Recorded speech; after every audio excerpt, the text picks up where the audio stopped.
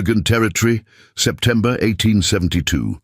They threw Penelope Whitfield into the Devil's Throat quicksand pool because she dared to love a Modoc warrior, leaving her to sink slowly into the earth as punishment for her forbidden heart. Until Matash heard, her screams echoing across the canyon, and chose to risk everything to save the woman who had already saved his soul. The morning sun cast long shadows across the rimrock when Matash first heard the sound that would haunt him forever. He had been tracking a wounded elk through the sagebrush flats east of Tule Lake, following blood spoor that led him farther from his village than he normally ventured during the uneasy peace.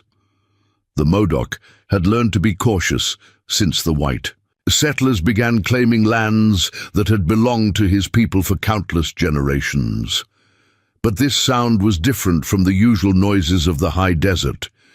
It wasn't the cry of a red-tailed hawk or the death whistle of wind through the lava tubes. This was human, desperate, and growing weaker with each passing moment. Matash abandoned the elk trail and moved toward the source, his moccasined feet silent on the volcanic rock that jutted from the earth like the bones of some ancient giant. The sound led him to the edge of Scorpion Canyon, a treacherous maze of quicksand pools and hidden springs that even his people avoided. The Modoc called this place where the earth swallows, and their children were taught from birth to stay away from its deadly embrace. But as Matash peered over the rim, his blood turned to ice water in his veins. 20 feet below, in the largest of the quicksand pools, a woman was sinking. Her auburn hair spread across the surface like spilled copper, and her pale hands clawed desperately at the thick, soupy mixture that held her prisoner. She had already sunk to her waist, and with each struggle, the hungry earth pulled her deeper. But it wasn't just any woman.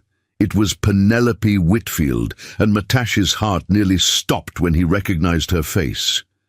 He knew that face better than his own reflection in still water. For 3 months, he had been meeting her in secret at the hidden spring, where Willow Creek bent around the old lightning-struck pine. She would come at sunset with her father's mare, claiming to gather medicinal herbs for the settlement's sick children. He would arrive as the shadows lengthened, bringing fresh salmon from the lake and stories of his people's ancient ways. Their meetings had started by accident. Penelope had been collecting wild mint when her horse spooked at a rattlesnake, throwing her into the creek with a splash that echoed across the canyon. Matash had been fishing upstream and reached her before she could drown in the swift current. Instead of screaming or running when she saw his face, she had looked into his dark eyes and whispered, "Thank you." Those 2 words had changed everything. What began as curiosity grew into something deeper and more dangerous.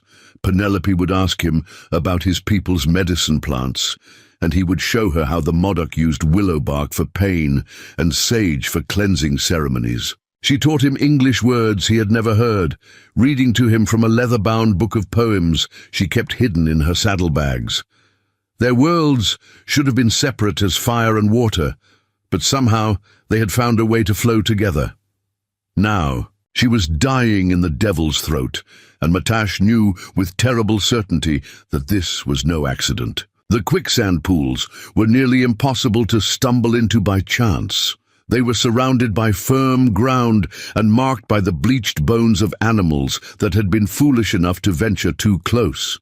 Someone had brought her here deliberately. Someone had thrown her in to die. "Matash!" Her voice carried across the canyon, weaker now but still filled with desperate hope. She had spotted him on the rim, and her struggles intensified as she tried to reach toward him, but every movement only made her sink faster, and already the quicksand had risen to her chest. In minutes, maybe less, it would cover her completely. Without hesitation, Matash began his descent into the canyon. The walls were steep and crumbling, formed by centuries of flash floods that had carved deep channels through the soft volcanic soil. He moved like a mountain cat, finding handholds in the rock face and testing each step before committing his. Wait. One false move would send him tumbling into the quicksand himself, and then they would both die in this cursed place. As he climbed down, fragments of the morning began to make terrible sense.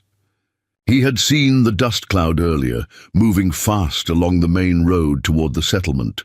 At the time, he had assumed it was another supply wagon from Fort Klamath, but now he realized it could have been riders, angry men with murder in their hearts and rope in their hands, the kind of men who would see his secret meetings with Penelope as a betrayal worthy of death.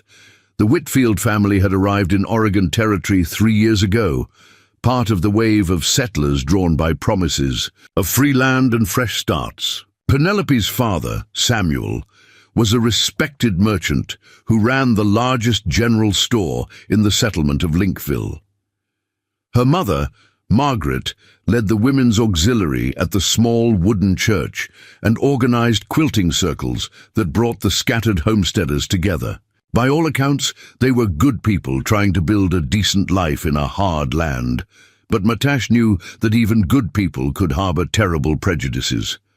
The white settlers saw his people as obstacles to their manifest destiny, savages to be civilized or removed depending on their usefulness. The idea that a Modoc warrior might love their daughters, might be worthy of their daughters' love in return, would be unthinkable to most. It would be seen as defilement, as theft of something pure and white that belonged only to their own kind. Reaching the canyon floor, Matash could see the full horror of Penelope's situation. The quicksand pool was larger than it had appeared. From above, stretching nearly 30 feet across in an irregular oval that looked deceptively like solid ground.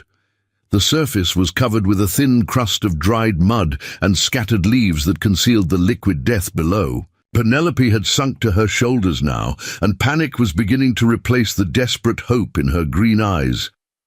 "Don't move," he called to her in English, his accent thick, but the words clear. "Movement makes it worse. Stay very still." He began searching the canyon floor for anything that might help. A fallen log, a sturdy branch, anything long enough to reach her without getting too close to the quicksand's edge. But the flash floods that carved this place had scoured it clean, leaving only smooth rock and scattered pebbles. Penelope's breathing was coming in short, sharp gasps as the weight of the quicksand pressed against her chest.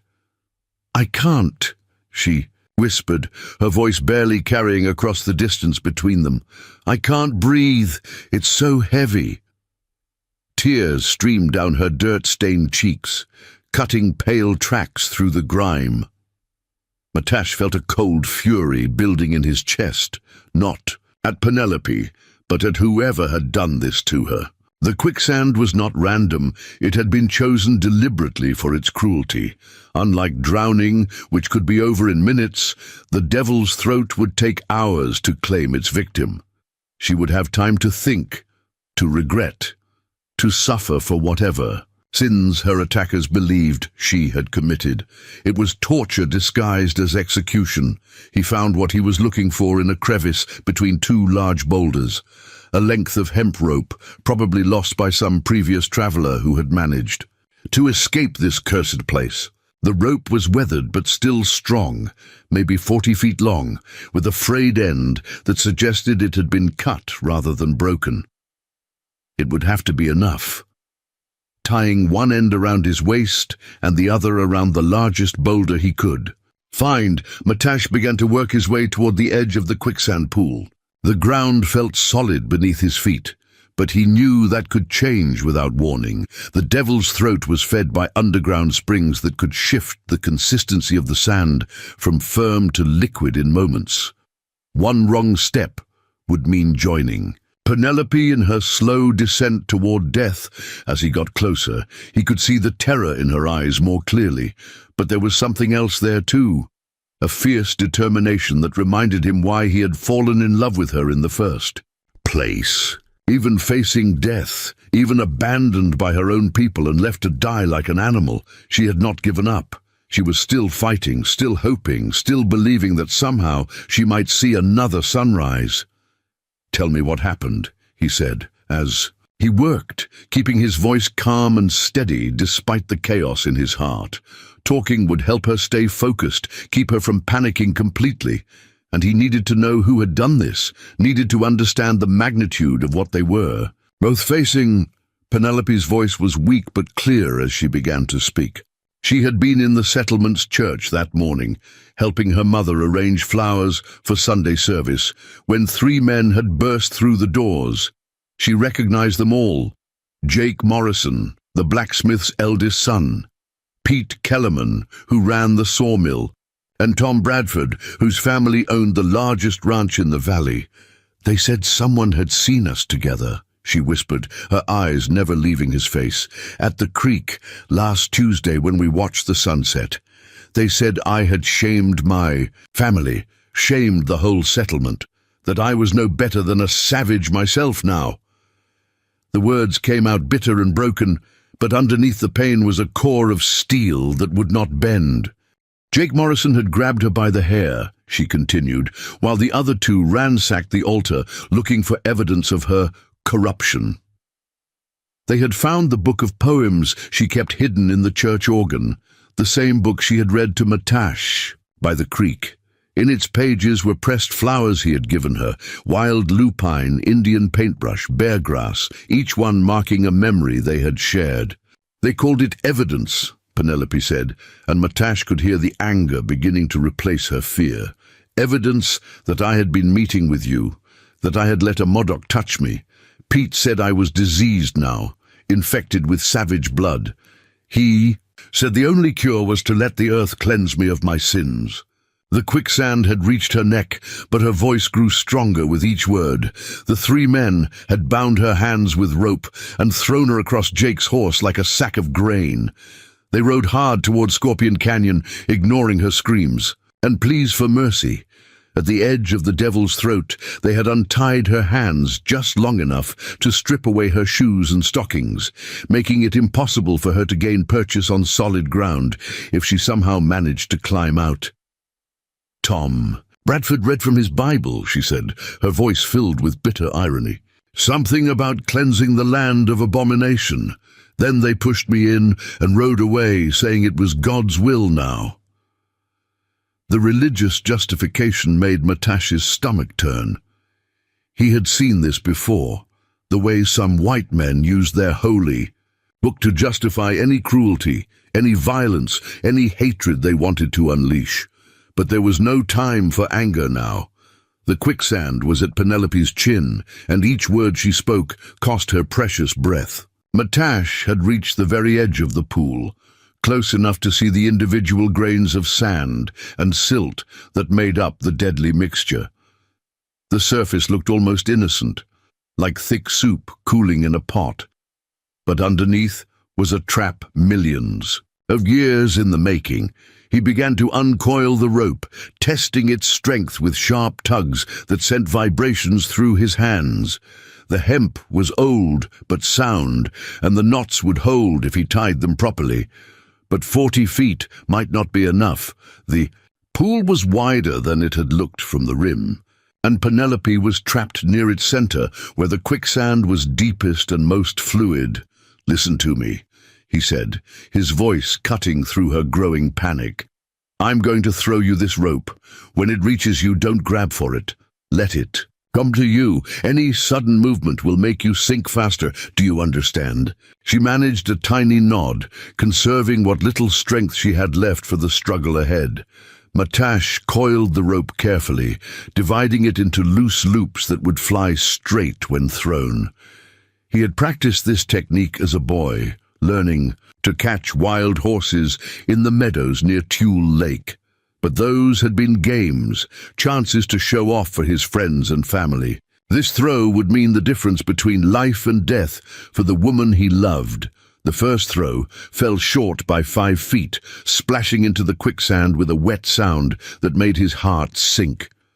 He pulled the rope back quickly, coiling it. Again, while Penelope watched with eyes that were beginning to glaze over from exhaustion.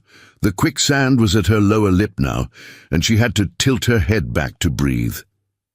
His second throw was perfect. The rope uncoiled like a striking snake, sailing across the surface of the pool to land just inches from Penelope's outstretched hand. But as she reached for it, her movement caused her to sink another inch, and the quicksand covered her mouth. She was breathing through her nose now, each breath a desperate snort that sent tiny bubbles up through the thick mixture. Matash felt his world begin to collapse as he watched the woman he loved disappearing beneath the surface.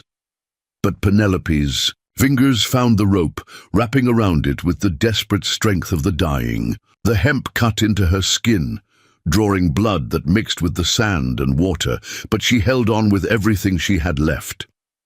"Don't pull!" Matash shouted, though he wasn't sure she could still hear him. "Just hold on. Let me do the work." He began to back away from the pool's edge, taking up the slack in the rope slowly and steadily. Too much force would either break the rope or cause Penelope to lose her grip. Too little would leave her trapped as the quicksand continued its relentless embrace. The physics of quicksand rescue were brutal and unforgiving. The mixture of sand and water created a suction that could exert thousands of pounds of pressure on a trapped victim. Matash was strong. His muscles had been hardened by years of hunting and fishing and fighting, but he was still just one man against the terrible grip of the earth itself. Inch by inch, he began to make progress. The rope stretched tight, as a bowstring as he pulled, and he could feel Penelope's weight at the other end, like an anchor dragging through thick mud. His feet slipped on the rocky ground, and he had to brace himself against the boulder that held his safety line. Sweat poured down his face despite the cool morning air. Suddenly, something gave way, and Matash stumbled backward as the tension on the rope changed dramatically. For a heart-stopping moment, he thought the hemp had snapped, or that Penelope had lost her grip. But then he saw her head break the surface of the pool, her mouth opening in a desperate gasp for air that was the most beautiful sound he had ever heard. She was free from the chest up now, but the quicksand still held her lower body in its grip. Worse, her struggles to breathe had caused her to sink deeper in some places while rising in others. The pool's surface rippled and swirled around her like a living thing that was angry at being cheated of its prey. Matash continued to pull, his muscles screaming in protest and his hands raw from the rope's friction. But slowly, impossibly, Penelope began to rise from the devil's throat. Her shoulders emerged, then her arms, then her waist. The quicksand released her with wet, sucking sounds that echoed off the canyon walls like obscene applause. When her hips broke free, the rest came quickly. The suction that had held her prisoner suddenly let go, and she shot toward him across the pool's surface like a cork from a bottle. Matash braced himself and pulled with everything he had, dragging her up onto the firm ground where they both collapsed in an exhausted heap. For long minutes, neither of them could speak. Penelope lay on her side, coughing up sand and water while her body shook with reaction. Her dress was torn and filthy, her hair matted with mud, her skin scraped raw from the rope's friction. But she was alive, breathing, safe in his arms, as the morning sun climbed higher over the canyon rim. When Penelope finally stopped coughing up sand and could speak again, her first words were not gratitude, but warning. "They'll come back," she whispered against Matash's chest, her voice hoarse. "From screaming and nearly drowning in quicksand.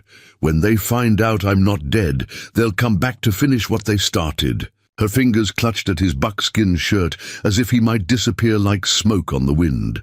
Matash helped her sit up slowly, checking her body for injuries beyond the obvious scrapes and bruises. Her wrists bore rope burns from where they had bound her, and her bare feet were cut from the rocky canyon floor. But it was the look in her green eyes that worried him most. A hollow, haunted expression that spoke of something broken inside that might never fully heal. "How long before?" "They expect you back?" he asked, scanning the canyon rim for any sign of movement. The morning sun was climbing higher, and soon the settlement would be stirring to life. People would notice if Penelope Whitfield failed to appear for her usual duties at her father's store. She shook her head weakly. They don't expect me back at all. They told my parents I had run off with a traveling merchant, left a forged note saying I couldn't bear the shame of living in a small town anymore. Her laugh was bitter as dried leaves. By the time anyone realizes I'm missing, they'll assume I'm halfway to California by now. The cruelty of it made Matash's jaw clench with suppressed rage. Not only had they tried to murder her, but they had destroyed her reputation and broken her family's hearts in the process. Samuel and Margaret Whitfield would spend the rest of their lives wondering what they had done wrong, why their beloved daughter had abandoned them without a word of goodbye. But there was no time to dwell on injustice. Penelope was right about the danger. Once Morrison, Kellerman, and Bradford discovered she had survived, they would not hesitate to try again. And next time, they might not be content with leaving her fate to the quicksand. Next time, they might use bullets. Matash stood and began gathering his scattered gear, his mind already racing through their limited options. They could not return to the settlement. Penelope would be walking into a trap, and his presence would only confirm the accusations against her, but they could not stay in Scorpion Canyon either. The place held too many bad memories now, and other travelers might stumble upon them. "There's a place," he said finally, helping Penelope to her feet. "An old winter camp my grandfather used, high in the lava beds where the springs stay warm. Year-round. No white man has ever found it, and even most of my own people have forgotten it exists. We can hide there while we decide what to do." Penelope swayed slightly as she stood, her legs still unsteady from her ordeal. But when Matash moved to support her, she straightened her spine and took a careful step forward. "I can walk," she said, though her voice betrayed the effort it cost her. "How far is this place?" "Half a day's travel through rough country," Matash admitted, "but there are caves to shelter in if the weather turns bad, and deer trails that will hide our passage from anyone trying to track us." He paused, studying her pale face with growing concern. "Are you strong enough? We could wait until tomorrow." "No," Penelope said firmly. "Every hour we stay increases the risk that someone will find us. And I won't spend another night in this canyon, not after what happened here." She looked back at the quicksand pool with undisguised revulsion. "I want to put as much distance as possible between myself and that place." They began their journey just as the sun reached its zenith, climbing out of Scorpion Canyon by a different route than the one Matash had descended. The path was treacherous, little more than animal trails that wound between massive boulders and stands of twisted juniper. But it was also invisible from the main roads, which made it perfect for their purposes. As they walked, Penelope began to tell him about her. Life before their secret meetings had changed everything. She painted a picture of a young woman who had always felt slightly out of place among her own people, too curious about the native tribes, too willing to question the harsh judgments her neighbors made about anyone different from themselves. Her interest in the Modoc had begun innocently enough. As a child, she had been fascinated by the arrowheads and pottery shards that sometimes turned up in her father's fields after heavy rains. Her mother had discouraged such unwholesome curiosity, insisting that dwelling on savage artifacts was unbecoming for a Christian girl. But Penelope had continued collecting the relics in secret, storing them in a wooden box beneath her bed. When she was 16, an old mountain man named Jeremiah Crow had stopped at their store to trade furs for supplies. Unlike most whites, who spoke of Indians with fear or hatred, Crow spoke of them with respect, born of years living among various tribes. He had taught Penelope to read the stories carved into her arrowheads, explaining which points were for hunting deer and which were for war. "Crow told me that the Modoc were the bravest fighters he had ever seen," Penelope said, as they paused to rest beside a natural spring. "He said they knew these lava beds better than anyone, could disappear into the rocks like ghosts when they wanted to. The army has been trying to force them onto reservations for years, but the Modoc just vanish whenever the soldiers come. Matash nodded grimly. My people call it the long resistance. We have been fighting to stay on our traditional lands since before I was born, but each year more soldiers come and fewer of us return from the battles. He knelt beside the spring to fill his water pouch, the cool liquid a welcome relief after their long climb. The conversation turned to more personal matters as they continued their journey.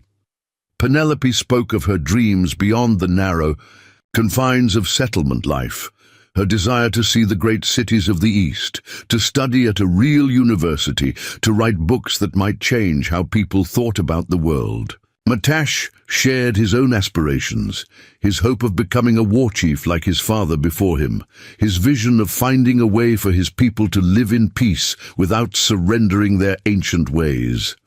They were dreams that should have been incompatible, belonging to people from two different worlds that were locked in an undeclared war. But somehow, during their secret meetings by Willow Creek, they had begun to imagine a future where such differences might not matter, where love could bridge. The gap between cultures, where understanding might triumph over prejudice. That naive optimism had died in the quicksand pool, Matash realized. They were no longer star-crossed lovers dreaming of a better tomorrow. They were fugitives running for their lives, bound together by shared danger and the certain knowledge that the world would never accept what they had found in each other's arms. The lava beds where Matash was leading them were a maze of caves and canyons carved from black volcanic rock that had flowed here centuries ago. The landscape was alien and forbidding, like the surface of some hostile planet where nothing familiar could grow, but it was also perfect for hiding, with countless passages and chambers that could shelter them from both the elements and human enemies. As the sun began to set, they reached the entrance to his grandfather's old camp. From the outside, it looked like nothing more than a crack in the cliff face, barely wide enough for a person to squeeze through. But beyond the narrow opening lay a series of connected caverns, warmed by hot springs that bubbled up from deep within the earth. Penelope gasped in wonder as they emerged into the main chamber. The cave was larger than most houses, with a domed ceiling that disappeared into shadow above their heads. Ancient paintings covered the walls, spirals and handprints and animal figures that seemed to dance in the flickering light from Matash's torch. The hot springs formed natural pools at different levels, steam rising from their surfaces like incense in a cathedral. My people have used this place for healing ceremonies since time beyond memory, Matash explained as he lit a fire in the central hearth. The waters are said to cure sickness of both body and spirit. Warriors would come here to purify themselves before battle, and women would bring their children when the winter fevers came. Despite her exhaustion, Penelope moved through the cavern with the curiosity of a scholar examining ancient ruins. She studied the wall paintings with fascination, tracing the faded pigments with her fingertips. "These are beautiful," she murmured. "Like nothing I've ever seen in any book or museum." The reverence in her voice touched something deep in Matash's heart. Most white people who saw Modoc art dismissed it as primitive scrawling, meaningless decorations made by savages who lacked the sophistication for true artistic expression. But Penelope saw what his own people saw: stories and prayers and dreams given form, the accumulated wisdom of generations who had lived and loved and died in this harsh but beautiful land. As the night deepened, they settled beside the fire to share what food Matash had brought on his hunting trip. The meal was simple: dried salmon, pine nuts, and wild berries that Penelope recognized from her herb-gathering expeditions. But after her near-death experience in the quicksand, every bite tasted like a gift from the gods. "Tell me about your family," Penelope said as they ate. Your parents, your siblings. I've shared so much about mine, but I know so little about the people who made you who you are." The request was natural enough, but Matash felt his chest tighten with an old familiar pain. His family's story was not an easy one to tell. His father, Chief Kintpus, had been one of the last great war leaders of the Modoc people, a man who had fought the encroaching whites with the fierce determination of a wounded grizzly. His mother, Toby, had been a medicine woman known throughout the tribe for her ability to heal both physical wounds and spiritual ailments. But the wars had taken their toll on everyone. Kintpus had been killed in a skirmish with cavalry. Troops 3 years ago, shot down while trying to protect a group of Modoc women and children fleeing to safety. Before we jump back in, tell us where you're tuning in from, and if this story touches you, make sure you're subscribed, because tomorrow I've saved something extra special for you. Toby had died the following winter. Some said from a white man's disease, others claimed from a broken heart that could not survive. Her husband's loss, Matash's younger sister Winema, had survived the conflicts but at a terrible cost. She had been captured during a raid and held prisoner at Fort Klamath for 6 months before managing to escape. The experience had left her changed, withdrawn, suspicious, prone to fits of rage that would come without warning. She lived now, with their uncle's band, farther north in the Oregon caves, but the light had gone out of her eyes. "I am the last of my immediate family," Matash concluded, his voice carefully controlled. "The wars have scattered my people like leaves before a storm. Some have accepted life on the reservations, trading freedom for the promise of regular meals. Others continue fighting, knowing they will probably die, but unable to surrender their pride. I'm caught between those choices, unsure which path leads to honor." Penelope reached across the fire to take his hand, her fingers intertwining with his in a gesture of comfort that transcended cultural boundaries. "I'm sorry," she said simply. "I had no idea you had lost so much. My complaints about settlement life must seem petty in comparison." "Pain is pain," Matash replied. "Loss is loss. The fact that I have suffered does not make your suffering less real." He squeezed her hand gently. "We have both been wounded by the hatred between our peoples. Perhaps that is why we understand each other so well." They sat in comfortable silence for a while, watching the firelight play across the painted walls of the cavern. The hot springs bubbled quietly in the background, their mineral-rich waters filling the air with the scent of sulfur and sage. It should have been peaceful, but both of them knew this respite was temporary. Tomorrow would bring new challenges, new dangers, new decisions that might determine whether they lived or died. "What happens now?" Penelope finally asked. "We can't hide in this cave forever. Sooner or later we'll have to face the world again. And when we do, they'll still want to kill us for what we represent." It was the question Matash had been dreading, because he had no good answer to offer. In truth, their options were limited, and none of them particularly appealing. They could try to reach California, where the gold rush had created a more cosmopolitan society that might be willing to accept an unusual couple, but the journey would be long and dangerous, with no guarantee of success at the end. Alternatively, they could head north to Canada, where British law might offer more protection than American territorial justice. But again, the risks were enormous, and Matash would be leaving behind everything he had ever known. His connection to this land ran deeper than blood. It was part of his soul, his identity, his reason for being. A third possibility was for Matash to rejoin his uncle's band, and for Penelope to somehow make her way back east, perhaps to live with distant relatives who might not know about her scandal. It would mean separation, probably forever, but it might also mean survival for both of them. None of these choices felt right to Matash. Each one required sacrificing something essential, their love, their heritage, their sense of who they were meant to be, but staying meant almost certain death, and running offered only slightly better odds of survival. "There is another way," he said slowly, an idea beginning to form in his mind. "It would be dangerous, probably foolish, but it might work if we're brave enough to try it." He looked into Penelope's eyes, seeing his own desperate hope reflected there. What if we didn't run from the truth? What if we stood and fought for the right to love each other? The proposal was so audacious that Penelope could only stare at him for several heartbeats. "Fight how?" she asked finally. "With what weapons? Against what enemies? The entire settlement wants me dead, and your own people would probably kill you for consorting with a white woman." "Not all of them," Matash said, his voice growing stronger as the plan took shape in his mind.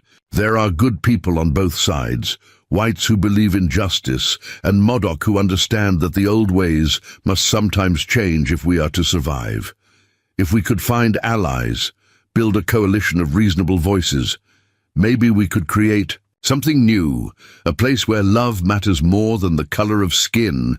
It was a beautiful dream, but Penelope had lived in the settlement long enough to know how quickly beautiful dreams could turn into bloody nightmares. "And if we fail?" she asked quietly. "If this coalition of yours never materializes, if the reasonable voices are drowned out by the extremists on both sides? What then?" Matash met her gaze steadily. "Then we die fighting for something we believe in instead of living as cowards who ran from their convictions." He paused, letting the weight of his words sink in. "But I won't ask you to make that choice. This is my fight, my people, my land. You could still go east, start a new life where no one knows your history." "Don't," Penelope interrupted, her voice sharp with sudden anger. "Don't you dare suggest that I'm not strong enough to stand beside you. Those men threw me into a quicksand pool because they thought I was weak, thought I would break under pressure and renounce everything we've shared. I won't prove them right. By running away now." The fierce determination in her voice reminded Matash why he had fallen in love with her in the first place. Most women of either culture would have been broken by what she had endured that morning. But Penelope Whitfield was not most women. She was a force of nature disguised as a settlement girl, with a core of steel that no amount of prejudice or violence could bend. "Then we stand together," he said, sealing their pact with words that carried the weight of prophecy. "Whatever comes, whatever the cost, we face it as one. Your fight is my fight, my people are your people, your dreams are my dreams." They sealed their commitment with a kiss that tasted of smoke and determination, their lips meeting across the cultural divide that had nearly cost them everything. The fire crackled lower as the night deepened, but neither of them noticed. They were too busy planning a revolution that would begin with two hearts and might just change the world. 3 days later, Matash returned to the cave with news that changed everything. He had been scouting the territory around Linkville, gathering intelligence about the aftermath of Penelope's supposed disappearance, when he witnessed something that shattered his assumptions about the white settlers' unity in their hatred. "Your father is forming a search party," he told Penelope, as she looked up from the medicinal herbs she had been sorting by the firelight. "But not the kind you might expect. He's convinced that Morrison, Kellerman and Bradford murdered you, and he's demanding that the territorial marshal investigate your disappearance as a crime." Penelope dropped the bundle of yarrow she had been examining, her face going pale in the dancing shadows. "Papa knows I didn't run away." The hope and terror in her voice were equally strong. Hope that her family had not believed the worst of her, terror that their faith might get them killed. Matash knelt beside her, his expression grave. "More than that, he's found allies, people who were always uncomfortable with the violence, against the native tribes, but were afraid to speak out. Dr. Harrison from the medical clinic, Pastor Williams from the Methodist Church, even some of the younger merchants who want to build trade relationships instead of walls of hatred." The revelation was stunning. Penelope had assumed that her father's merchant instincts would make him side with the established power structure, that his reputation and business interests would matter more than justice for one wayward daughter. But Samuel Whitfield was proving to be made of sterner moral fiber than she had given him credit for. "There's more," Matash continued. "The territorial governor has been receiving complaints about vigilante justice in the frontier settlements. Apparently, Morrison and his friends have been operating outside the law for months, intimidating anyone who questions their methods. Your disappearance was just the latest in a pattern of violence that's starting to attract unwanted attention from federal authorities." This news offered a glimmer of hope that neither of them had dared to imagine. If the territorial government was already concerned about lawlessness in the region, then their plan to expose the truth might find receptive ears. But it also meant that time was running short. Morrison's gang would be feeling pressure from multiple directions, making them more dangerous and unpredictable than ever. "What about your people?" Penelope asked. "Have you spoken to your uncle about our plan?" The question carried enormous weight, because without Modoc's support, their alliance would be doomed from the start. No white authority would take their accusations seriously without native testimony to back up their claims. Matash's expression darkened. "That's where things become complicated. My uncle, Chief Shonchin, is willing to listen, but many of the warriors see any cooperation with whites as betrayal of our ancestors' blood. They point to broken treaties and massacred villages as proof that your people cannot be trusted, regardless of their individual intentions."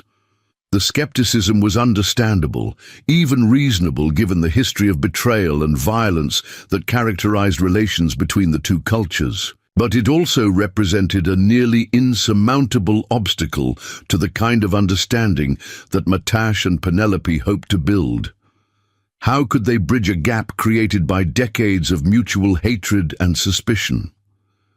"There is one possibility," Matash said slowly. "Shonchin has agreed to meet with your father, but only under specific conditions. The meeting must take place on neutral ground, with representatives from both communities present as witnesses. And there must be some gesture of good faith from the white side, something that proves their sincerity." Penelope felt her heart begin to race as she realized what he was suggesting. "He wants to see me, to verify that I'm alive and that I've been treated with respect while staying among your people." The implications were staggering. She would have to reveal herself to her father, admit to their secret relationship, and trust that his love for her was stronger than his cultural prejudices. "It's dangerous," Matash admitted. "If Morrison's people learn about the meeting, they'll try to stop it. And even if your father accepts the truth about our relationship, there's no guarantee that he'll be willing to ally with the Modoc against his own neighbors.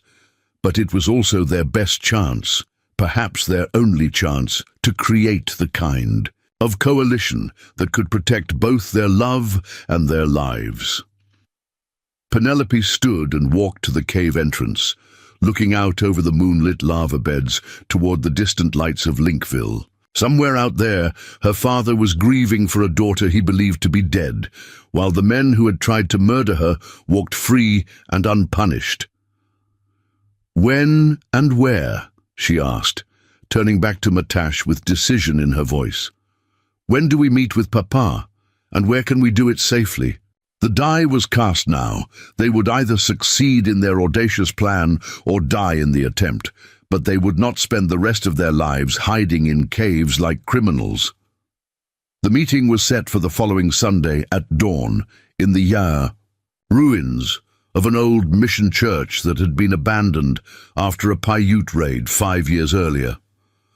The location was symbolically perfect, a place where different cultures had once attempted to coexist, now serving as neutral ground for a new experiment in understanding. Matash spent the intervening days preparing his uncle and the other Modoc leaders for what would surely be the most important negotiation of their lives. The discussions were heated and sometimes violent, with warriors arguing that any cooperation with whites was tantamount to surrender. But Shonchin's wisdom eventually prevailed, along with the pragmatic recognition that their current path led only to extinction. Meanwhile, Penelope used her knowledge of settlement politics to help plan the approach to her father. Samuel Whitfield was a good man, but he was also a practical businessman who understood the value of alliances. If they could frame their proposal in terms of mutual benefit rather than abstract principles, they might have a chance of winning him over.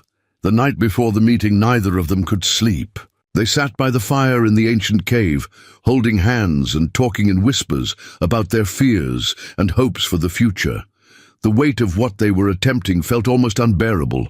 Two people trying to heal wounds that went back generations, to bridge differences that had cost thousands of lives on both sides. What if we're wrong? Penelope asked as the fire burned low. What if hatred is stronger than love, fear more powerful than hope? What if we're just naive children playing at being peacemakers while the real world burns around us? The doubts that had been growing in her mind finally found voice in the darkness. Matash was quiet for a long moment, staring into the dying flames. "Then we'll have tried," he said finally. "We'll have stood up for something better, even if we couldn't achieve it. That has to count for something in the final reckoning." He squeezed her hand. "But I don't think we're wrong. I've seen the goodness in your father's heart, just as you've seen it in my uncle's. Maybe goodness is stronger than we know."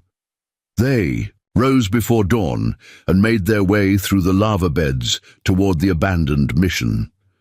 The building stood on a small rise overlooking a valley where wild grasses waved in the morning breeze. Its adobe walls were cracked and stained, its roof partially collapsed, but there was still something majestic about its simple lines and arched doorways. Samuel Whitfield was already waiting when they arrived, accompanied by Dr. Harrison and Pastor Williams, as promised. The sight of his daughter emerging from the shadows nearly broke the older man's composure. His face went white with shock, then red with relief and anger in rapid succession. "Penelope!" He rushed toward her with arms outstretched, but stopped short when he saw Matash step protectively to her side. The reality of what his daughter's survival meant hit him like a physical blow. She had not been murdered by Morrison's gang, which meant she had chosen to stay away, chosen to live among the very people he had been taught to fear. "Papa," Penelope said softly, her voice carrying years of love and regret. "I'm sorry for the pain my disappearance has caused. But I need you to know the truth about what happened, and about the man who saved my life." She gestured toward Matash, who stood silent and proud in his buckskins, meeting Samuel's gaze without flinching. The story came out in fits and starts, with Penelope describing their secret meetings and growing love, while Matash provided details about the attempted murder at Scorpion Canyon. Samuel's face went through a dozen different emotions as he listened. Horror at how close he had come to losing his daughter. Rage at the men who had tried to kill her. Confusion about this alliance she had formed with their supposed enemies. "You saved her," Samuel said finally, addressing Matash directly for the first time. "You risked your own life to pull her from that quicksand, then sheltered her when she had nowhere else to turn." His voice was hoarse with emotion. "How can I repay such a debt?" "There is no debt," Matash replied in careful English. Your daughter saved my soul long before I saved her body. The debt, if any exists, runs both ways." He paused, choosing his words carefully. "But there is something you can do, not for me, but for all our people. Help us build a bridge between our worlds before more blood is spilled." Before Samuel could respond, the sound of hoofbeats echoed across the valley. A small group of Modoc warriors emerged from a grove of cottonwoods, led by Chief Shonchin himself. The old chief was an imposing figure despite his years, tall and straight-backed, with silver hair braided with eagle feathers and a face that spoke of wisdom earned through suffering. The two groups faced each other across 20 yards of open ground, representatives of cultures that had been at war for as long as anyone could remember. The tension was thick enough to cut with a knife, hands drifting toward weapons that everyone hoped would not be needed. This was the moment of truth, the point where their fragile coalition would either take root or shatter into violence. Shonshin spoke first, his words translated by Matash for the benefit of the white men. "My nephew tells me that there are good hearts among your people, men who seek justice rather than vengeance. I have come to see if this is truth or merely the wishful thinking of young love." His dark eyes studied Samuel intently. "What would you do if I told you that 3 of your neighbors tried to murder your daughter for the crime of loving one of my warriors?" The question hung in the air like smoke from a signal fire. Samuel looked at his daughter, then at Matash, then at the imposing Modoc chief who awaited his answer. Everyone present understood that the next words spoken would determine whether this unprecedented gathering ended in alliance or bloodshed. "I would see them brought to justice," Samuel said firmly. "Not vigilante justice, not the revenge that breeds more revenge, but real justice under territorial law, and I would thank the warrior who saved my daughter's life, regardless of the color of his skin or the tribe of his birth." He stepped forward, extending his hand toward Shonshin in a gesture that transcended cultural boundaries. The old chief studied the offered hand for a long moment, reading the sincerity in Samuel's face with eyes that had learned to distinguish truth from lies through decades of broken promises. Then slowly, he reached out and grasped the white man's hand in his own. The handshake lasted only seconds, but it marked the beginning of something that had never existed before in Oregon. "Territory. There will be opposition," Dr. Harrison warned, as the two groups began to mingle and talk in earnest. "Morrison has supporters throughout the settlement, men who profit from the hatred and fear. They won't give up their power without a fight."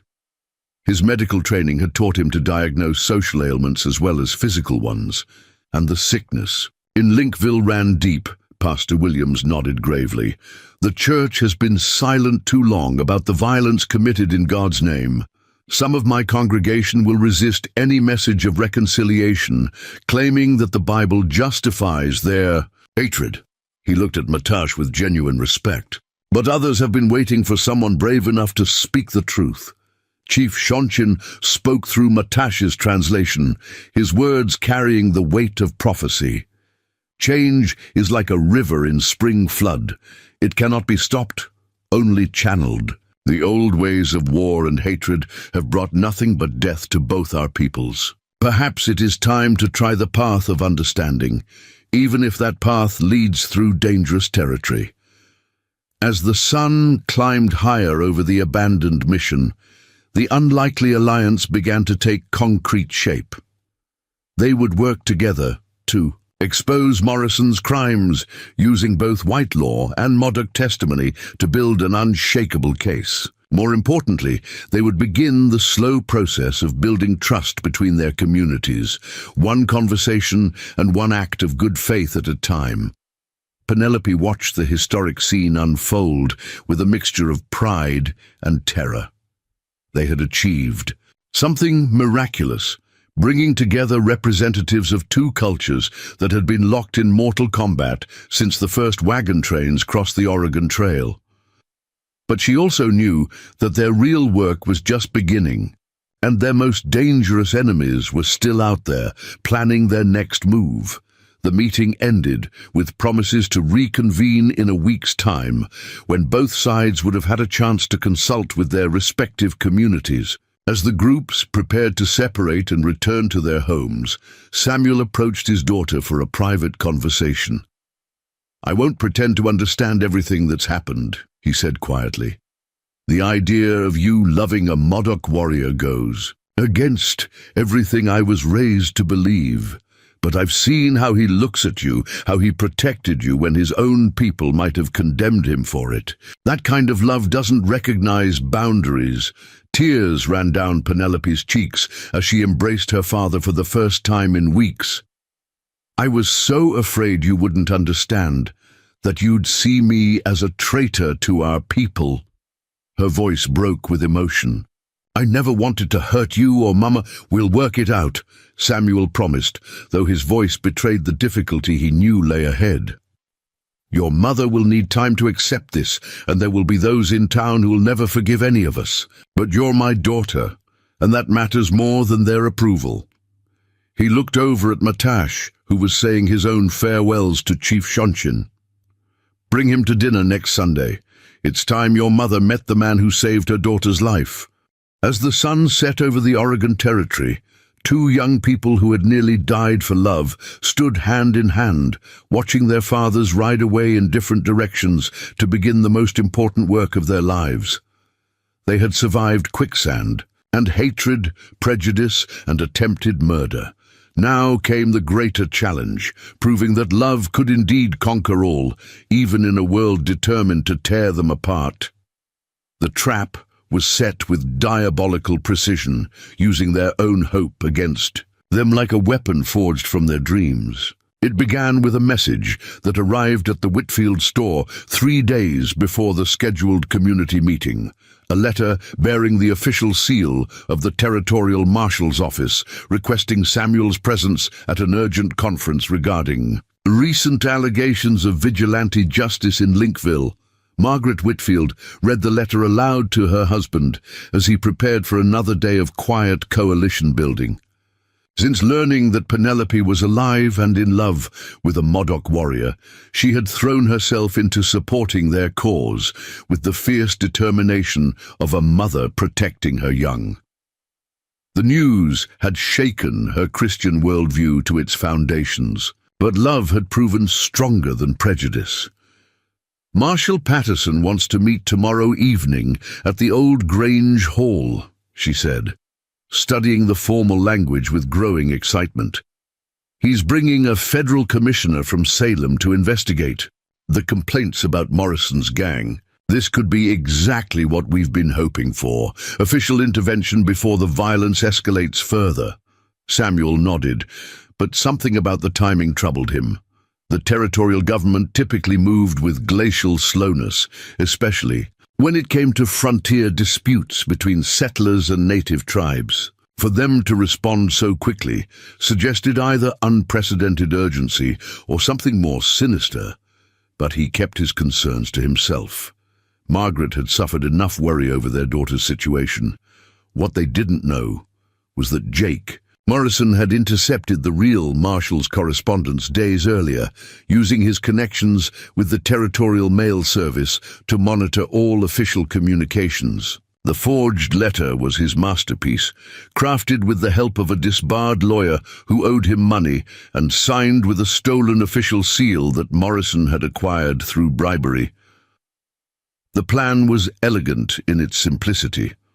Samuel and his allies would arrive at the Grange Hall expecting to meet with legitimate authorities, only to find Morrison's expanded gang waiting for them. With the moderate voices eliminated in one swift stroke, the extremists would have free rein to complete their campaign of terror against anyone who dared challenge their vision of racial purity.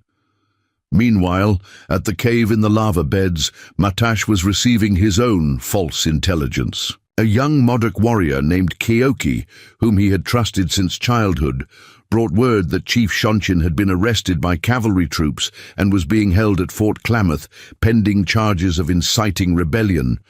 The news sent shockwaves through their hidden sanctuary. "They're saying he violated the peace treaty by meeting with white settlers without military permission," Keoki reported, his voice heavy with apparent grief. "The soldiers came at dawn, surrounded his lodge, and dragged him away in chains. The whole band is talking about war now. They say the white man's promises are worth less than dust in the wind." Penelope felt her heart sink as she watched Matash's face harden with rage and despair. They had worked so carefully to build trust between the two communities, walking a tightrope between competing interests and ancient hatreds. If Shonshin had indeed been arrested, their fragile alliance would crumble before it could achieve anything meaningful. But Keoki's story was as fabricated as the marshal's letter. Morrison had approached him weeks earlier, exploiting his resentment over being passed over for warrior status, despite his age and family connections. The promise of gold and a position in Morrison's private army had proven more persuasive than loyalty to his own chief. "We have to rescue him," Matash declared, his hand moving instinctively to the knife at his belt. "Shonshin is the only leader with enough influence to prevent a general war. Without him, the hotheads will convince everyone that violence is the only answer." Penelope grabbed his arm, sensing that they were about to make a terrible mistake, but unable to articulate why. Something about the timing felt wrong, too convenient, too perfectly designed to separate their coalition at the crucial moment. But her concerns were overruled by the urgency of the supposed crisis. "There's more," Keoki continued, playing his role with the skill of a born actor. "Some of the warriors are planning to attack Linkville tomorrow night, when most of the men will be at that big meeting your white friends arranged. They figure it's the perfect chance to strike back for all the humiliations we've suffered." The revelation added another layer of catastrophe to an already impossible situation. If Modoc warriors attacked the settlement while Samuel and his allies were meeting with the supposed federal authorities, it would destroy any chance of peaceful resolution. The moderates would be discredited, the extremists vindicated, and the cycle of violence would escalate beyond any hope of control. Matash made his decision with the split-second judgment of a warrior facing mortal combat. "We ride for Fort Glamoth immediately," he told Penelope. "If we can free Shonshin before the attack begins, we might still prevent a massacre. But you have to warn your father. Tell him to cancel the meeting, get everyone out of town until this crisis passes." They prepared to leave the cave with frantic haste, gathering weapons and supplies for what might be their final mission together. Penelope's mind raced as she tried to process the implications of everything they had learned. If Modoc warriors were planning an attack, her parents and everyone she cared about were in mortal danger. But something still nagged at her about the convenient timing of these revelations. "Wait," she said as Matash finished loading his rifle. "How did Keoki learn about the planned attack if the warriors don't trust him enough to include him in their war council?" The question hung in the air like smoke from a signal fire, carrying implications that neither of them wanted to acknowledge. Keoki's face remained impassive, but Penelope caught a flicker of something. Fear, perhaps, or guilt in his dark eyes. "I have my sources," he said carefully. "Not everyone agrees with the war leader's secrecy." But his explanation felt rehearsed, like lines memorized from a script rather than spontaneous truth. The realization hit them both at the same moment, a cold understanding that made Matash reach for his weapon even as Keoki stepped backward toward the cave entrance. They had been betrayed by someone they trusted, manipulated into separating at the worst possible moment by lies disguised as urgent intelligence. "How much did Morrison pay you?" Matash asked, his voice deadly quiet. The young warrior he had known since childhood was gone, replaced by something twisted and unrecognizable. The gold in Keoki's pouch caught the firelight as he moved, confirming their worst suspicions about his loyalty. Keoki's hand went to his own knife, but he was no match for Matash's speed and experience. Before he could draw the blade, he found himself pinned against the cave wall with a war lance at his throat. His carefully constructed deception crumbled under the pressure of immediate death. "The meeting is a trap," he gasped out, fear finally overriding greed. "Morrison plans to kill everyone who shows up, make it look like a Modoc raid. He's got 20 men hidden around the Grange Hall, all armed with military rifles. Your father and his friends are walking into an ambush." Penelope felt the world tilt beneath her feet as the full scope of Morrison's plan became clear. Not only were they trying to eliminate the moderate leadership, but they intended to frame the Modoc for the massacre, providing justification for a campaign of extermination that would wipe her beloved's people from the face of the earth. "What about Chief Shonchin?" Matash demanded, pressing the lance point deeper into Keoki's throat. A thin line of blood appeared on the traitor's skin, emphasizing the seriousness of his situation. Is he really imprisoned, or was that another lie? "He's alive and free," Keoki admitted, his voice cracking with terror. "But Morrison's men are watching the Modoc camps, waiting for any excuse to claim we're preparing for war. If warriors ride toward Linkville, even to warn your white friends, it will be seen as proof of hostile intent." The diabolical nature of the trap was now fully revealed. Morrison had created a scenario where any action they took would play into his hands. If they rushed to warn Samuel and the others, Modoc warriors approaching the settlement would be seen as confirmation of the supposed raid. If they did nothing, their allies would walk into an ambush that would destroy the peace movement and justify genocide. But Matash was a warrior, trained from childhood to find solutions in impossible situations. "How many men does Morrison really have?" he asked Keoki. "And where exactly are they positioned around the Grange Hall? If they were going to fight their way out of this trap, they needed accurate intelligence about their enemy's capabilities." The information came out in terrified fragments as Keoki realized that his only hope of survival lay in complete cooperation. Morrison had indeed assembled a formidable force, 23 armed men positioned in a careful perimeter around the meeting site, with additional lookouts posted on the roads leading into town. They were expecting only a handful of moderate settlers, not prepared for organized resistance. "There's a weakness," Penelope said suddenly, her tactical mind beginning to work despite her fear. "Morrison is assuming that Papa and his allies will come alone, that they're too naive to suspect a trap. But what if they arrived with an escort? What if the Modoc provided protection for the meeting instead of staying away?" It was a dangerous gamble, but it offered their only hope of turning Morrison's trap against him. If Chief Shonchin could be convinced to bring a war party to escort the white moderates safely to their meeting, the ambushers would find themselves outnumbered and outflanked by warriors who knew the terrain better than any settler. Matash's eyes gleamed with sudden hope as he grasped the implications of her plan. Morrison's men are positioned for an ambush, not a pitched battle. They're spread thin around the perimeter, expecting to catch their targets in a crossfire. But if we hit them from behind, while they're focused on the Grange Hall, we could crush them between hammer and anvil. Penelope finished using one of the military metaphors she had learned from her father's stories about the Civil War. The poetic justice of using Morrison's own tactics against him was deeply satisfying, assuming they could execute the plan without getting everyone killed. Time was running desperately short. The false meeting was scheduled to begin in less than 12 hours, and they needed to coordinate with both Chief Shonchin's band and Samuel's coalition before Morrison's lookouts detected unusual activity. It would require perfect timing and flawless communication between people who had spent decades learning to distrust each other.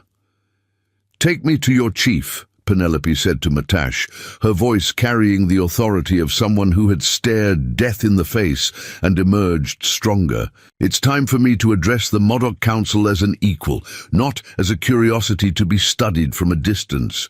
If we're going to save both our peoples, we need to stop thinking of ourselves as separate tribes and start acting like one family." Matash bound Keoki securely, but left him alive. They might need information about Morrison's other plans before this was over. Then he and Penelope mounted their horses and rode hard through the pre-dawn darkness toward the main Modoc camp, carrying a message that would either unite their divided peoples or get them all killed in the attempt. As they rode, Penelope composed in her mind the speech she would give to the Council of War Chiefs, men who had never heard a white woman speak as an equal. She would need to convince them that their salvation lay not in the traditional patterns of raid and revenge, but in an alliance that transcended the ancient boundaries of race and culture. The stars were fading in the eastern sky when they reached the Modoc camp, a collection of traditional lodges and modern tents that reflected their people's struggle to adapt to a changing world. Warriors emerged from their shelters as the sound of hoofbeats announced visitors, hands moving to weapons until they recognized Matash's familiar silhouette.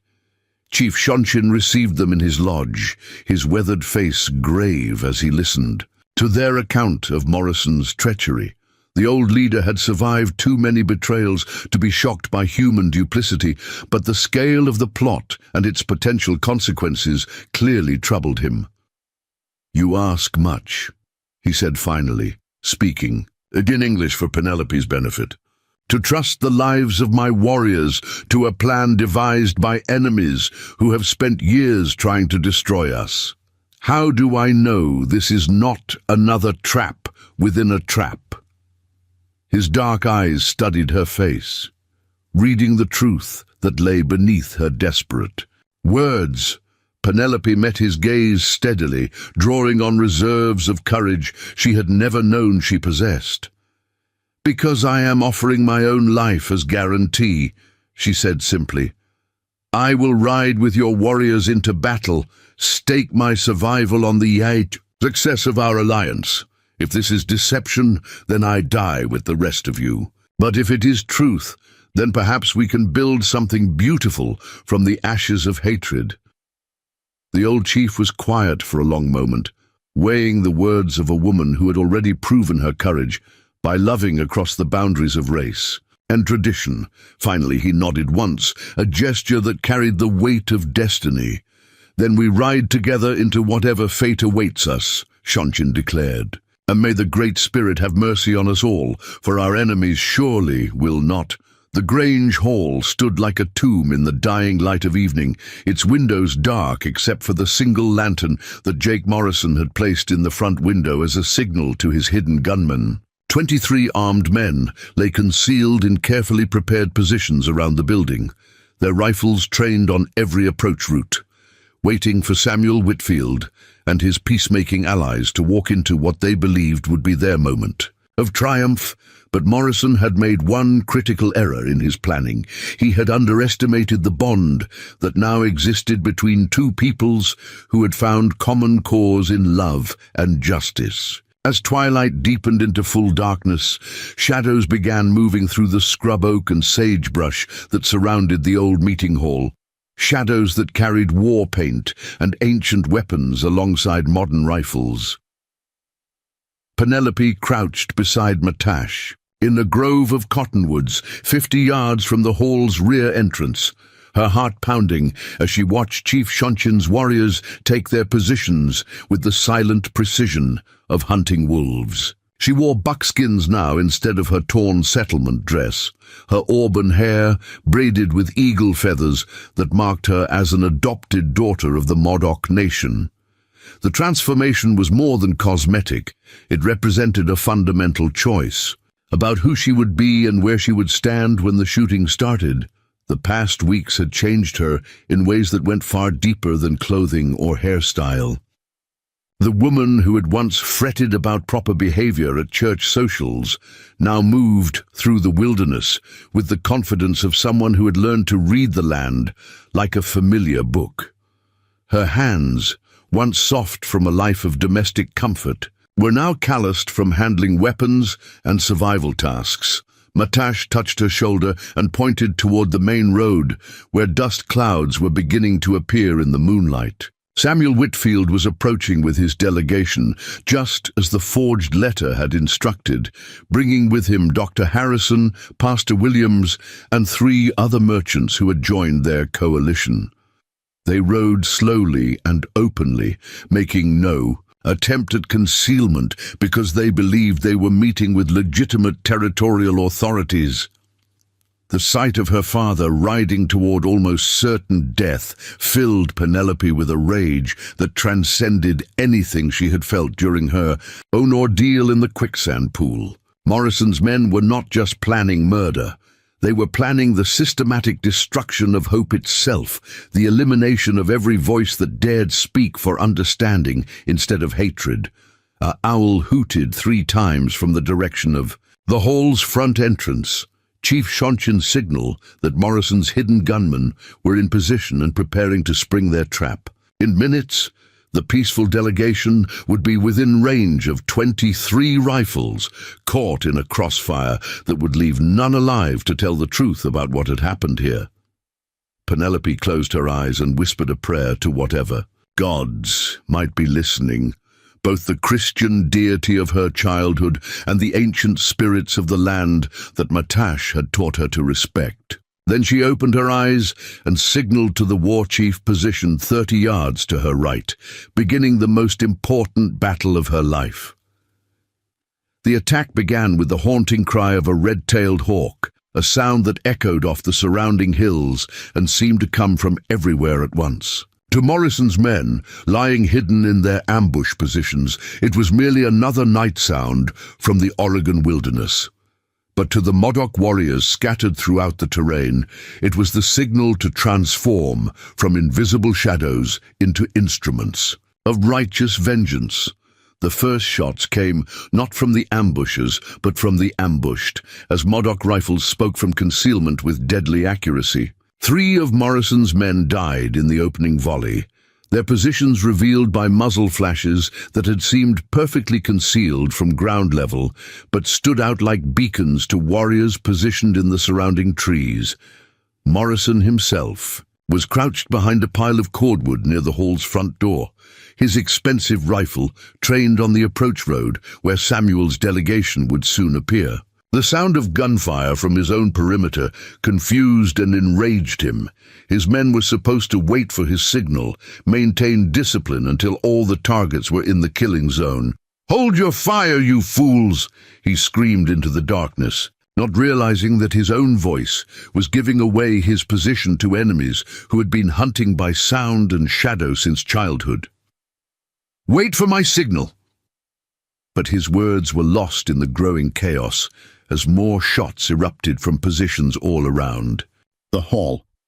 Samuel Whitfield heard the gunfire and immediately reined in his horse, his merchant's instincts warning him that something was terribly wrong. Dr. Harrison, riding beside him, was already reaching for the medical bag he carried everywhere, assuming that someone had been accidentally wounded. But Pastor Williams, who had served as a chaplain during the Civil War, recognized the distinctive sound of an organized ambush. "It's a trap!" the minister shouted, wheeling his horse around even, as bullets began whistling through the air around them. "Ride back, ride hard. This whole meeting was designed to kill us." His warning came just in time. A rifle ball meant for Samuel's chest instead struck his horse in the neck, sending both animal and rider tumbling to the ground. The peaceful delegation scattered in controlled panic, trained by their coalition, planning to have escape routes prepared for exactly this kind of treachery. But Morrison's men, confused by the unexpected attack on their own positions, began firing at anything that moved, turning their carefully planned ambush into a wild melee where friend and foe became indistinguishable in the darkness. From her position in the cottonwoods, Penelope watched the battle unfold with a mixture of satisfaction and horror. Their counter-ambush was working. Morrison's men were being systematically eliminated by warriors who knew this terrain like their own lodges. But the violence was spreading beyond their ability to control it, threatening to engulf everyone. In a maelstrom of bullets and blood, she saw her father struggling to his feet beside his fallen horse and felt her heart leap into her throat. He was hurt but mobile, limping toward the shelter of a rocky outcropping, while bullets kicked up dust around his feet. Dr. Harrison was already there, using his medical authority to organize the other survivors into a defensive position among the boulders. But Morrison had spotted the small group of refugees and was moving to flank them with the remnants of his force. The man who had tried to murder her in the quicksand pool was now stalking her father with a rifle, intent on completing the massacre he had planned so carefully. The circle of violence that had begun with forbidden love was about to close with patricidal revenge. Penelope made her choice without conscious thought, rising from concealment with her own rifle in hand and moving toward the sound of Morrison's voice. This was no longer about cultural conflict or territorial politics. It was personal, a settling of accounts that had been delayed but never forgotten. She found him crouched behind an overturned wagon about 50 yards from where her father and his allies had taken shelter, methodically reloading his rifle while calculating angles of attack. In the moonlight, his face looked like something carved from granite, all human emotion burned away by years of cultivated hatred. "Jake Morrison," she called out, her voice carrying clearly across the battlefield. "Remember me? I'm the woman you tried to drown in quicksand for the crime of loving someone different from myself." She stepped into the open, rifle ready but not yet aimed, giving him a chance to face her with something resembling honor. Morrison spun toward her voice, his eyes widening as he recognized the face of someone he had assumed was long dead. For a moment, superstitious terror warred with rational disbelief in his expression. Was this a ghost come back to haunt him, or had his carefully planned execution somehow failed? "You're supposed to be dead," he said finally, his voice hoarse with shock. "Dead and buried in that quicksand pool where savages and their lovers belong." But even as he spoke, he was bringing his rifle to bear, instinct overriding confusion as he prepared to finish what he had started months ago. "I was supposed to be a lot of things," Penelope replied, her own weapon now trained on his chest. "Supposed to marry a nice white settler and raise proper Christian children, supposed to keep my mouth shut about injustice and my eyes closed to suffering, supposed to accept that hatred was stronger than love." She paused, letting the words sink in. "But I chose a different path." The confrontation was interrupted by the sound of running feet as 3 more of Morrison's men came around the side of the overturned wagon, their weapons ready and their faces grim with determination. Penelope found herself facing 4 rifles, with only one of her own, outnumbered but not outmatched by men who had spent their lives bullying the weak and defenseless. But they had forgotten about the Modoc warriors who were still hunting through the darkness, and they had underestimated the man who loved Penelope enough to die for her. Matash appeared behind them like a vengeful spirit, his war lance balanced in his right hand, and his face painted with the sacred symbols of a warrior defending his people and his beloved. The ancient weapon flew through the moonlit air with deadly precision, its broad iron point taking Morrison through the heart before he could fire a shot. The man who had built his life on hatred and violence died instantly, his dreams of racial purification ended by a tool that his ancestors had carried when the world was young. His remaining men turned toward this new threat, but they were too slow and too confused by the chaos of battle to react effectively. Penelope's rifle spoke twice, dropping 2 of them where they stood, while Matash's tomahawk accounted for the 3rd, in a spray of blood that looked black in the uncertain light.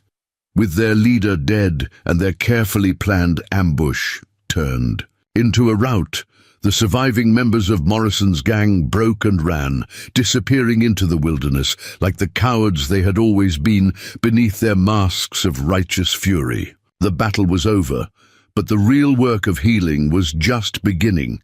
Samuel Whitfield limped toward his daughter across the blood-soaked ground, his face a mixture of relief, pride, and bewilderment.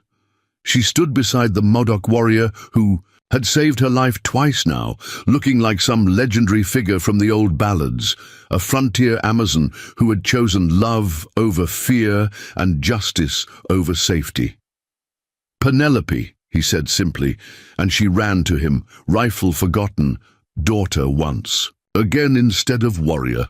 They held each other in the aftermath of violence, both of them trembling with reaction as the full implications of what they had survived began to sink in. "Is it over?" she whispered against his shoulder. "Are we finally safe to love who we choose and build the kind of world we believe in?" The question carried the weight of everything they had all sacrificed. All the blood that had been spilled in the name of tolerance and understanding. Samuel looked around at the mixed group of survivors, white settlers and Modoc warriors standing together without weapons raised, united by shared danger and common cause. Chief Shonshin was already tending to wounded men from both sides, making no distinction between the color of their skin or the language they spoke. "It's a beginning," he said finally. "Not an ending, but a beginning. There will be others. Like Morrison, other people who profit from hatred and fear. But tonight we proved that love really can triumph over evil if enough good people are willing to fight for it." He looked at Matash, who approached them with quiet dignity. "And if they're willing to trust in each other," the territorial marshal arrived 3 days later with a company of federal troops, drawn by reports of a major battle between settlers and Indians. What he found instead was something unprecedented. In the history of the Oregon Territory, a genuine peace treaty negotiated between Chief Shonshin and the moderate faction of Linkville's leadership. The document was historic in its scope and revolutionary in its implications. It established formal trade agreements, mutual defense pacts, and cultural exchange programs that would serve as a model for other frontier communities. Most importantly, it recognized the right of individuals to marry across racial lines, making Penelope and Matash's love legal under territorial law. Their wedding took place 6 months later at the rebuilt Mission Church, with Samuel Whitfield walking his daughter down the aisle to where Chief Shonshin waited to perform a ceremony. They blended Christian and Modoc traditions. Half the congregation wore frontier clothes, half wore traditional buckskins, but all of them were there to celebrate the union of two people who had risked everything for love. The ceremony itself was a masterpiece of cultural fusion, incorporating elements from both traditions while creating something entirely new. Penelope wore a white dress embroidered with Modoc symbols, while Matash stood proudly in buckskins decorated with Christian crosses worked in beadwork by the women of his tribe. Dr. Harrison served as best man, while Pastor Williams delivered a sermon about the power of faith to overcome seemingly impossible obstacles. Margaret Whitfield wept tears of joy as she watched her daughter exchange vows in 2 languages with a man who had proven his worth through courage and sacrifice. As the sun set over the Oregon Territory on that perfect spring day, Penelope and Matash stood together at the altar where 2 cultures had finally learned to see each other as family instead of enemies. The Quicksand pool where their love story had nearly ended was miles away, but its lessons were carved into their hearts forever. Sometimes the most dangerous traps are the ones we build from our own prejudices and fears. Sometimes the most beautiful flowers grow in the hardest ground.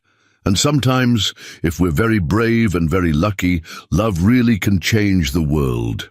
They had been thrown into quicksand for loving across the boundaries of race and culture. They had been pulled out by courage, commitment, and the revolutionary idea that human hearts recognize no borders. Now they would spend the rest of their lives building bridges where others had built walls, proving every day that love was indeed the strongest force in the universe. The woman who had nearly drowned in hatred had learned to swim in the vast ocean of possibility that opened when people chose understanding over fear. The warrior who had risked everything to save her had discovered that some victories are won, not with weapons, but with open hearts and extended hands. And in a small frontier settlement where 2 peoples had learned to call each other family, their love story became legend, a reminder that even in the darkest times, hope could still triumph if enough people were willing to fight for it. The quicksand had tried to swallow their dreams, but love had pulled them out and lifted them up, transforming them into something greater than either could have been alone.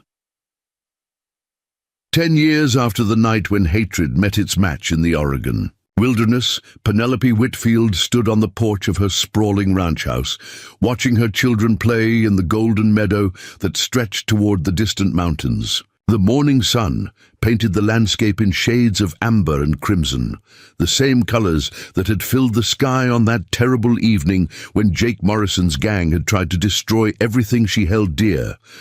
Her eldest son, Samuel Matash Whitfield, bore the names of both his grandfathers and the spirit of both their peoples. At 9 years old, he could speak fluent English and Modoc, ride horses like a centaur, and navigate the treacherous lava beds with the confidence of someone born to the wilderness. But more importantly, he possessed the rare gift of seeing people as individuals rather than representatives of their race, a quality that would serve him well in the changing world of the American frontier.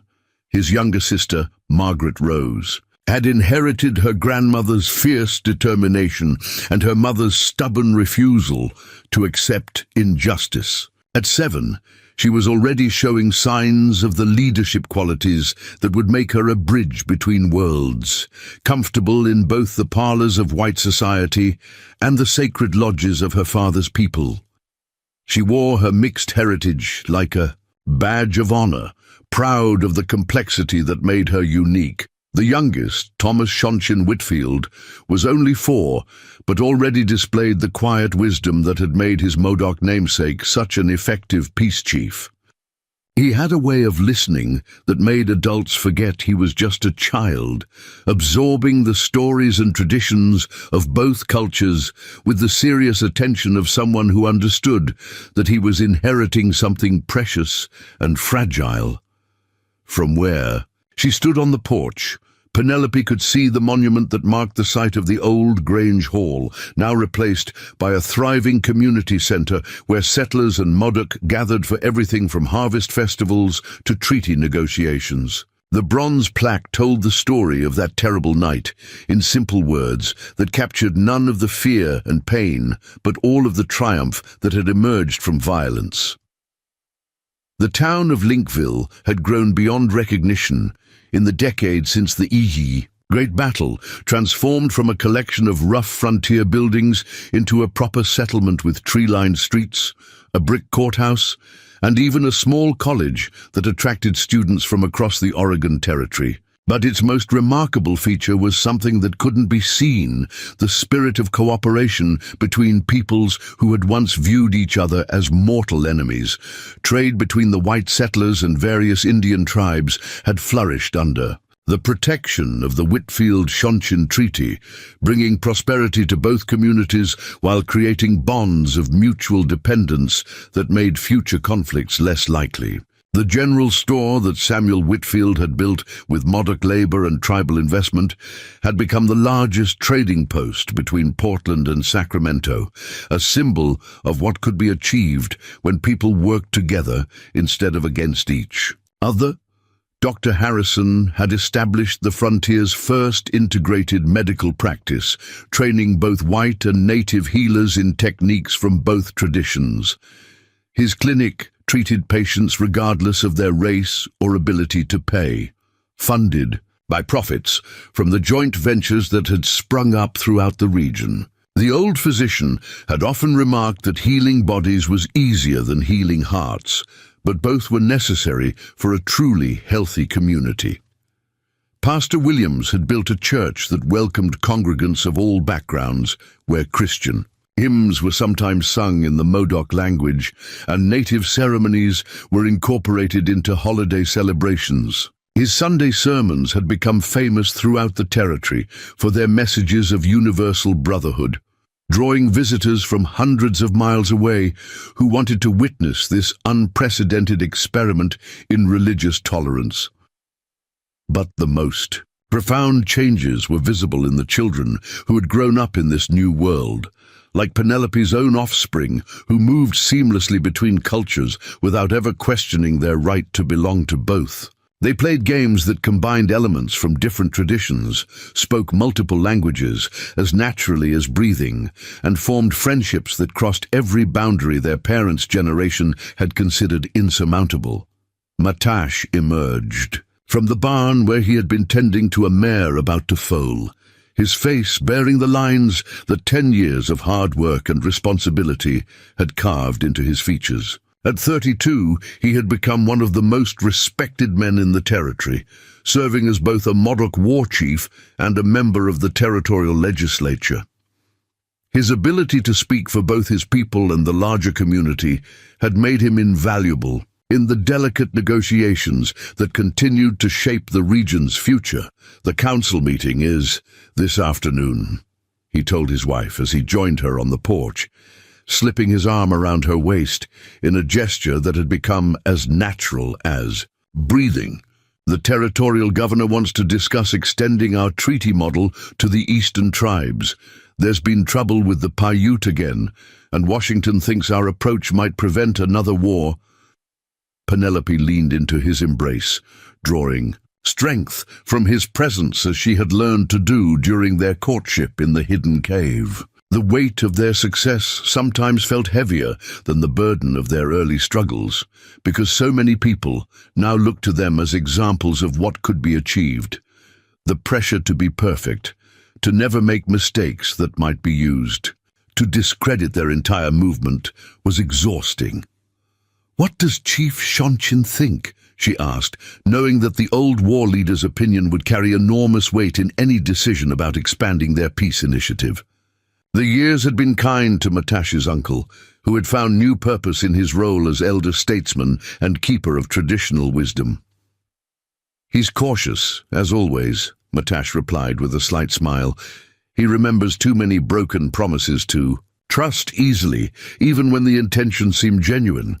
But he also knows that isolation is no longer an option for any of our peoples. The world is changing too fast, and we must change with it or be swept aside by forces beyond our control."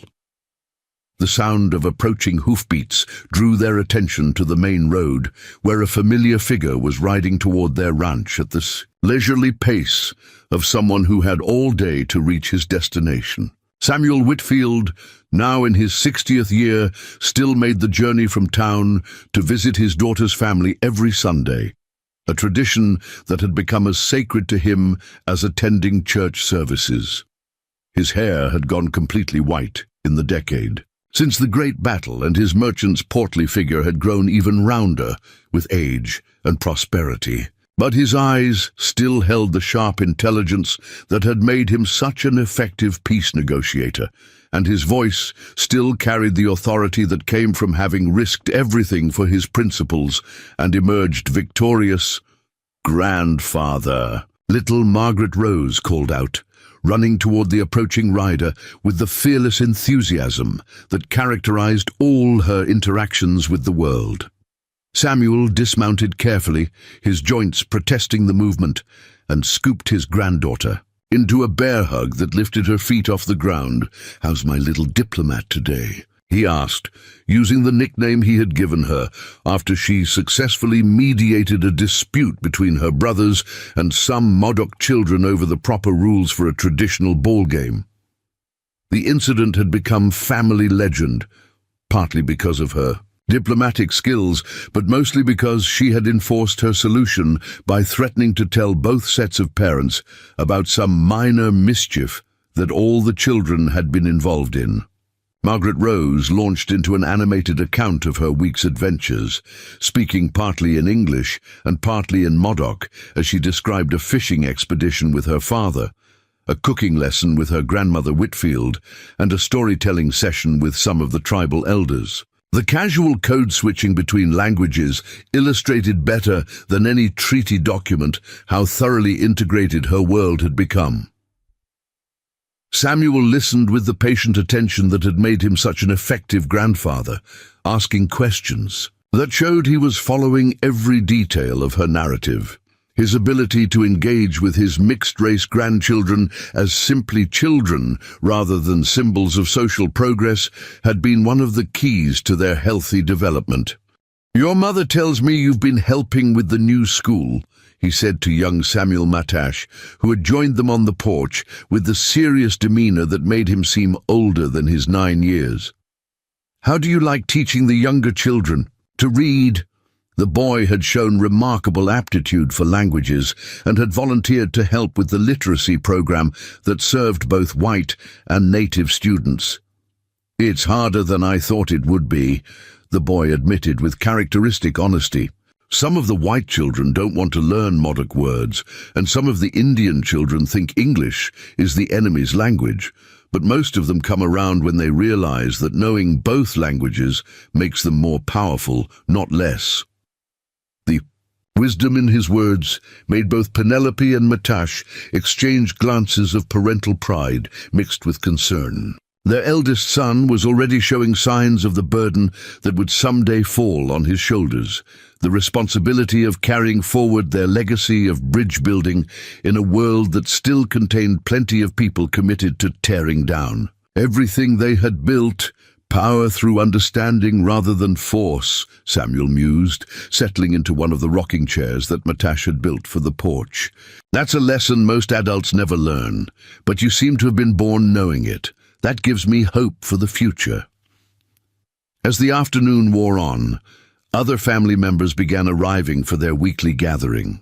Margaret Whitfield came in her buggy, driven by her grandson Thomas, because her eyesight had begun to fail, but her determination to see her grandchildren remained as strong as ever. She brought fresh-baked bread and the latest gossip from town, including news that the territorial legislature was considering a resolution commending their community as a model for the rest of the frontier.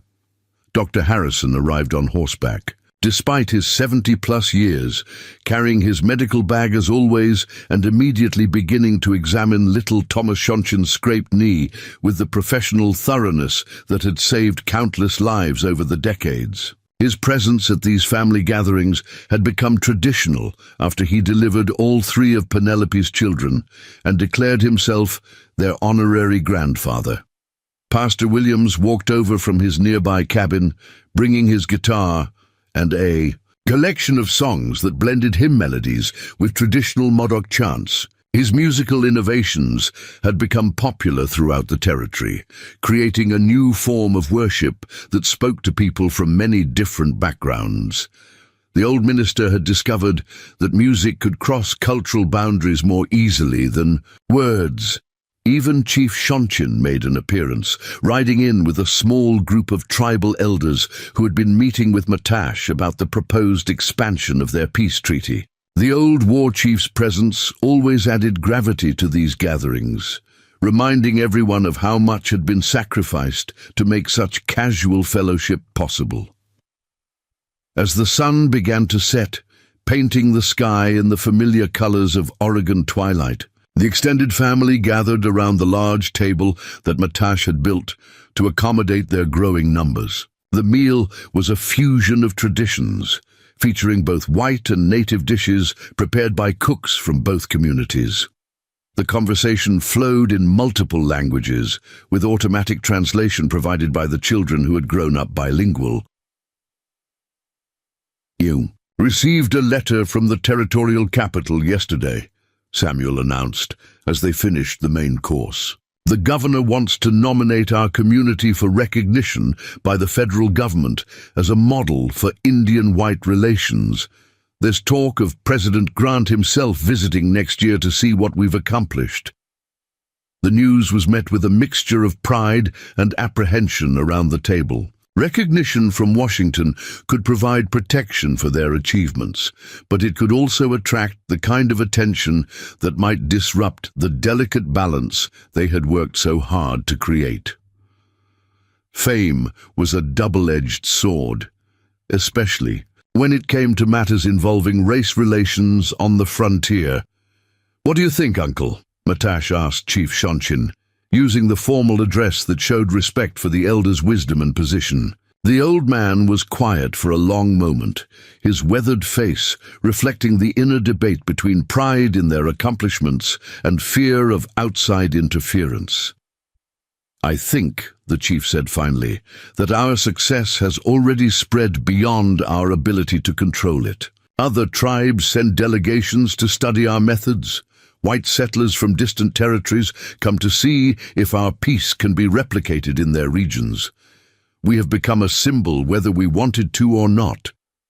His words carried the weight of prophecy, acknowledging that their little experiment in racial harmony had grown beyond their individual control to become something larger and more significant. They were no longer just a family trying to live in peace.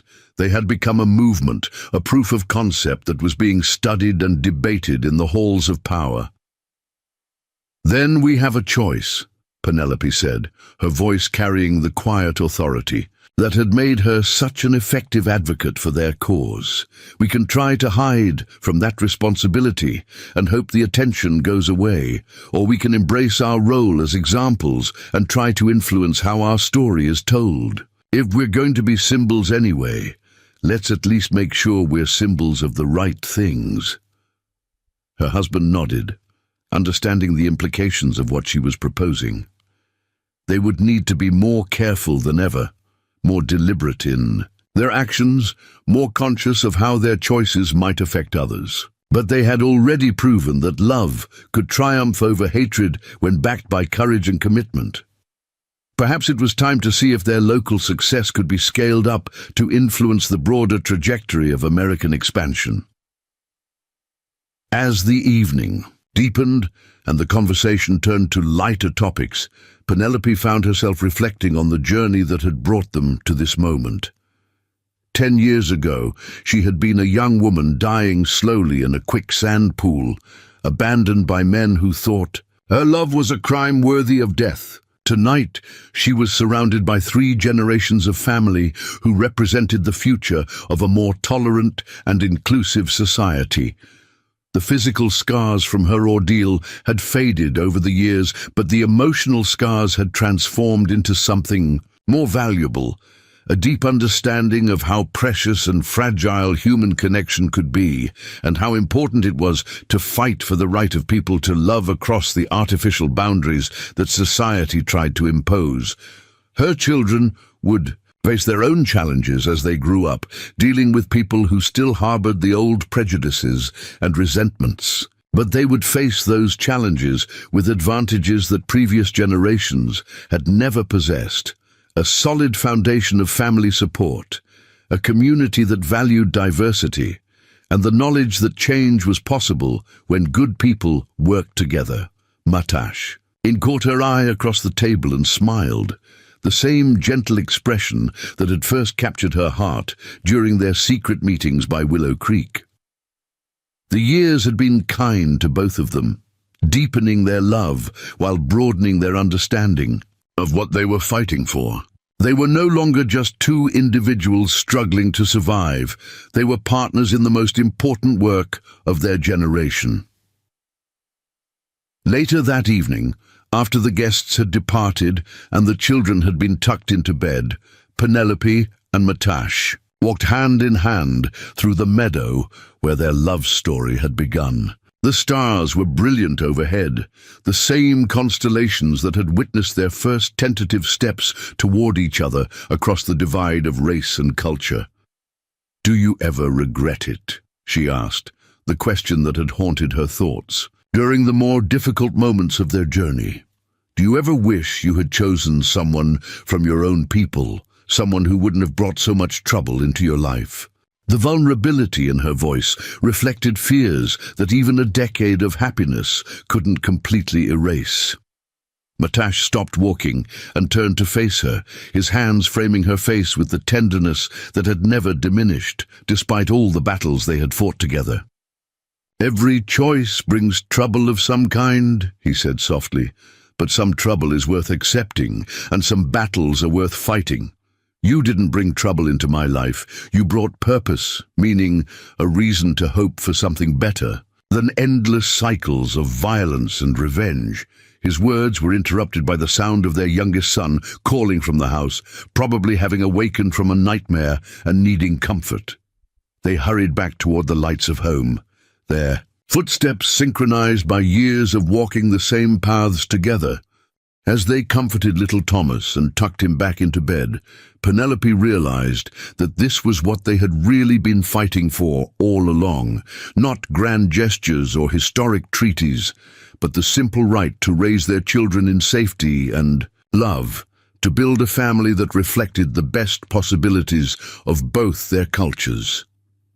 The woman who had once nearly drowned in a pool of quicksand had learned to swim in the vast ocean of human possibility, and she had taught her children to be equally comfortable in deep water. The warrior who had risked everything to save her had discovered that some victories are won, not on battlefields, but around kitchen tables, in schoolrooms, and in the quiet moments when parents help their children understand that love is always stronger than fear. Tomorrow would bring new challenges, new opportunities to prove that their vision of interracial harmony could survive and thrive in an often hostile world. But tonight, surrounded by the sound of their children's breathing and the warmth of their shared dreams, they were content to rest in the knowledge that love had indeed conquered all, one heart at a time, one family at a time, one generation at a time. The quicksand that had tried to swallow their future had become the foundation for something beautiful and enduring, a legacy of love that would ripple outward through time, changing the world in ways they could never fully measure or understand, and in the end, that was enough. Up next, you've got two more standout stories right on your screen. If this one hit the mark, you won't want to pass these up. Just click and check them out, and don't forget to subscribe and turn on the notification bell so you don't miss any upload from us.